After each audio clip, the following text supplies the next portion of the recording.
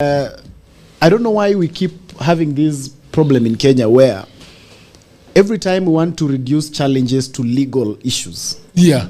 So now we want to say that the problem with Nairobi is its component and how it's composed, and we need to change the legal structure of it. My thinking is that where there is leadership, people will always be able to realize, and there will be a change and there will be transformation. Yeah. It has very little to do with what legal components herein exist. Because I look at, for instance, Kiambu County, for instance. For long, people thought because it's metropolitan and all this and all that. But giving credit where it's due, Kimani Wamatangi has really tried to do a good job in Kiambu County. He actually showed us a picture when Nairobi went dark. Exactly. So it is purely a leadership problem. And when you talk about Nairobi, first of all, I don't come from the background of people who really believe Sakaja has done totally nothing. Whereas I have my issues with how he has led the city. I don't really agree that he would be judged at nothing perspective. Because one, when I walk around Nairobi, the food program that he has is very, very liked across the city. Okay. Most of us usually have the wrong imagination that Nairobi County means Nairobi CBD. And most of the time when we are discussing matters Nairobi, we are discussing the CBD. Nairobi is much, much bigger than that. And for someone who can be able to see it holistically like that, I think Nairobi needs someone with managerial ability. Someone who has been able to lead a corporation before. Right. Someone who has been able to hold, someone who has been able to have a lot of money in their hand and manage it and been able to see some changes. Your names irrespective. I'm just saying that we need someone who has that caliber.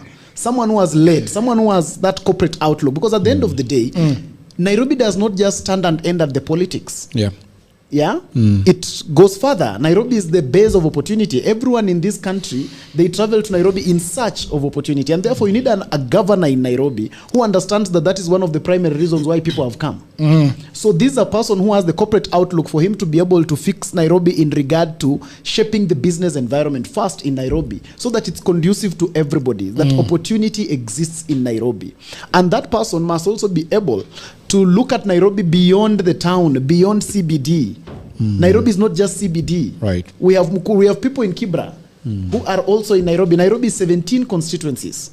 So we must not be myopic enough to always just look at Nairobi from a CBD perspective. And if anything, if you want to look at CBD, Sakaja has done streetlights in CBD. And I don't see people praising him. He's done the pavements. He has done the pavements in CBD. That's why I say we cannot just come from a background and say Sakaja has done nothing. No, I don't believe so. There are certain things that he has done. But why is it that most of the things in the city are not changing? It's a management problem in my view, that now he just does not have the tried and tested hands in regard to management of that caliber, because we need to look at Nairobi as a corporation, as a big corporation, as an equity, as a Safaricom, as something of that caliber. The person whose hands can be able to lead that kind of thing should then be the person who should be able to lead Nairobi. I think that is where we have fallen short, because most of the time in Nairobi, the politics has taken center stage and not the management. So most of the time we have elected the best politician, not the best manager. And that should be able to change this time around. Yeah. It's become a beauty contest where we elect people with the best dimples. Right? Especially for women rep now. It's crazy.